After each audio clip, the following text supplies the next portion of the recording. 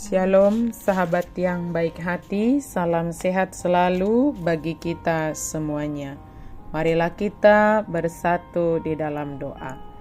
Kasih karunia dan damai sejahtera dari Allah Bapa dan dari anaknya Tuhan Yesus Kristus kiranya menyertai kamu sekalian. Amin.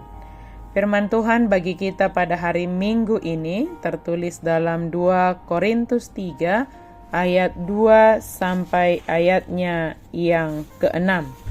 Saya baca untuk kita semua, demikian firman Tuhan.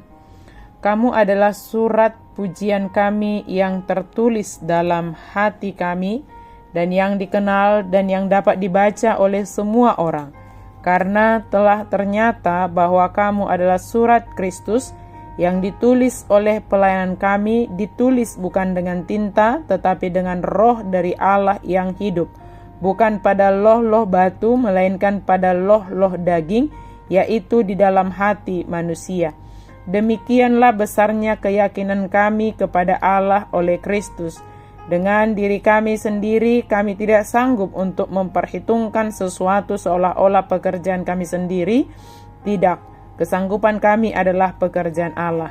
Ialah membuat kami juga sanggup menjadi pelayan-pelayan dari suatu perjanjian baru yang tidak terdiri dari hukum yang tertulis, tetapi dari roh. Sebab hukum yang tertulis mematikan, tetapi roh menghidupkan. Kamu adalah surat Kristus. Surat menjadi salah satu media untuk menyampaikan sesuatu, berasal dari seseorang dan ditujukan kepada orang lain.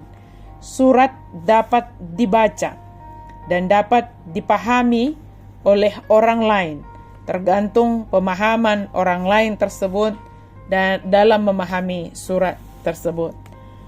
Dalam menghadapi jemaat Korintus, pada saat itu ada banyak guru-guru palsu yang menuliskan surat-suratnya juga bagi mereka yang memberikan ajaran-ajaran yang tidak seturut dengan firman Tuhan.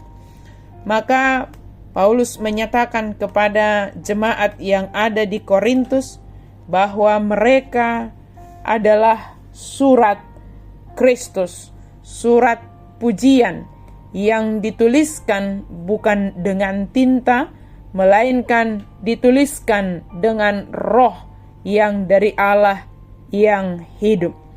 Kita adalah surat Kristus yang bisa dibaca oleh orang-orang di sekitar kita.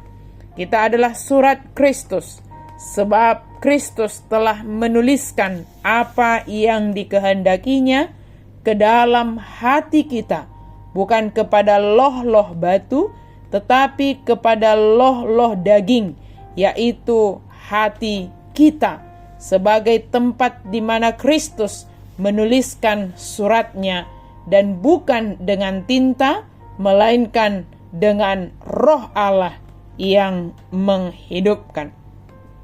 Jika kita adalah surat Kristus, maka dimanapun kita berada, orang dapat membacanya melalui karakter kita, melalui apa yang kita lakukan di dalam kehidupan kita sehari-hari, di dalam pekerjaan kita sehari-hari. Dalam hal ini, Paulus meminta kita supaya melakukan perintah Tuhan, dan Paulus tidak memegahkan diri. Ia memberikan pujian bagi Allah atas semua yang ia capai. Meskipun guru-guru palsu membanggakan kekuatan dan kesuksesan mereka sendiri, Paulus menunjukkan kerendahan hatinya di hadapan Allah.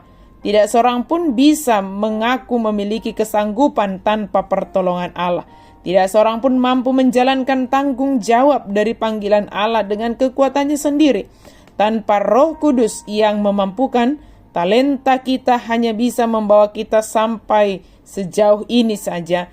Tetapi sebagai saksi-saksi Kristus, kita membutuhkan karakter dan kekuatan yang berasal dari Roh Kudus yang bisa memampukan kita menjadi surat Kristus yang nyata dan dapat dibaca oleh orang lain. Di dalam ayat 6 dikatakan kalimat terakhir, tetapi dari roh, sebab hukum yang tertulis mematikan, tetapi roh menghidupkan. Berarti bahwa berusaha diselamatkan dengan menaati hukum-hukum perjanjian lama akan berakhir dengan kematian. Hanya dengan percaya kepada Tuhan Yesus Kristuslah seorang dapat menerima hidup yang kekal melalui Roh Kudus. Tidak seorang pun kecuali Yesus yang pernah memenuhi hukum itu dengan sempurna. Jadi seluruh dunia mendapatkan hukuman, tetapi hukum membuat orang-orang menyadari dosa mereka, namun hukum itu tidak dapat memberikan kehidupan.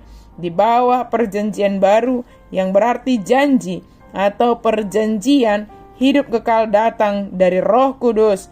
Roh itu memberikan kehidupan baru kepada semua orang yang percaya kepada Kristus.